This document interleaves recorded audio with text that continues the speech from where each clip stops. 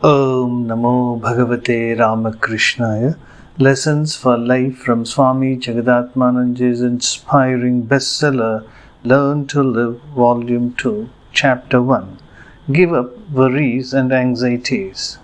Honesty and patience are required to attain success in any field. This is the lesson we learn in this episode, the secret of success. Once I asked a senior officer of the Life Insurance Corporation of India, who was very popular among his colleagues, about the secret of his success. I wanted to know whether anxieties, worries, and depression did not trouble him. He revealed how, though he was once affected by depression, he was able to come out of its deadly grip unscathed. Though initially I was happy to be appointed as an officer, gradually a kind of fear and anxiety held sway over me. I had worked for nearly 17 years as an employee and gained experience of working in various organizations. I knew the nature of workers, their weaknesses, cynicism, indiscipline, arrogance, etc. I had a doubt whether I would be able to induce them to work and carry out my responsibilities in a proper way. I feared the mental tension that I might have to undergo if I failed to discipline the subordinates. I feared that sooner or later a showdown with the subordinate staff might become inevitable. The big question was how to cope with such an eventuality. I knew that merely a gift of the gab, capacity for argument, reasoning power might not be of any help. Even if one defeats the rival in arguments, it is no advantage. Those who get defeated in an argument harbor a sense of revenge and might harm the winner sooner or later. One needed to master the art of not showing any elation if one won. If one won, not appearing to be defeated even if one got defeated. Besides, one needed to develop a constructive power of thinking to overpower the cynicism of the employers. To effectively deal with an intelligent, educated, highly organized group of employers which is capable of waging a psychological war was not an easy task. I knew beforehand that gimmicks could not do this. Whatever trick one adopts, they realize that it is a trick and resolve to take immediate steps to nullify its effect. There was no other effective method of countering the problem than changing the heart of men. But it was not easy to carry out this task, but somehow the self-confidence I had developed so far from my life's experience gave me a sense of cool courage too.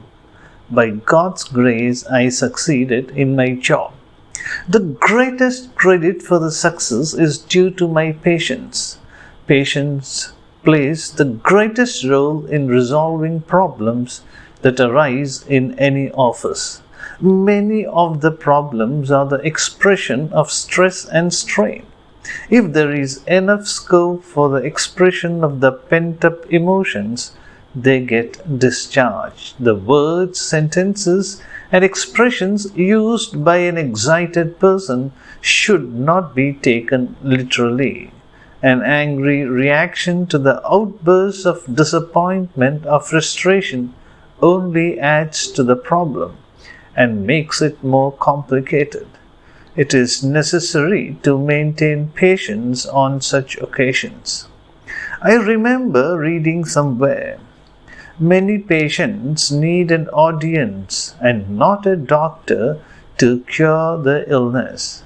People get relieved when they can unburden their minds by sharing their inner pain and suffering with others. People get relieved when they can unburden their minds by sharing their inner pain and suffering with others. This is especially true of mental ailments. In an office where many people work, the main problem relates to human relations. Whenever an employee reacts violently or angrily, a problem arises. It is useless to seek the origin of the problem with the help of logic and reasoning. What is needed is to neutralize the violence. The best method is to listen patiently and sympathetically to the expressions of feelings by the employee. Even as he gives vent to his feelings, much of the anger is blunted.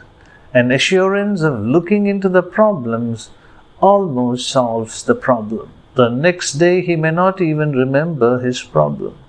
Thus, patience can find a solution to many a problem. Patient listening satisfies the ego of the aggrieved person and gives a boost to his self-respect. The intensity of his reaction is certainly reduced. Even if the problem is not solved, it is certainly not going to aggravate it. Patience yields yet another benefit, the sense of victory in the mind of the opponent. His ego is adequately satisfied when he feels that his ideas have not been rejected outright, have not been thrown overboard.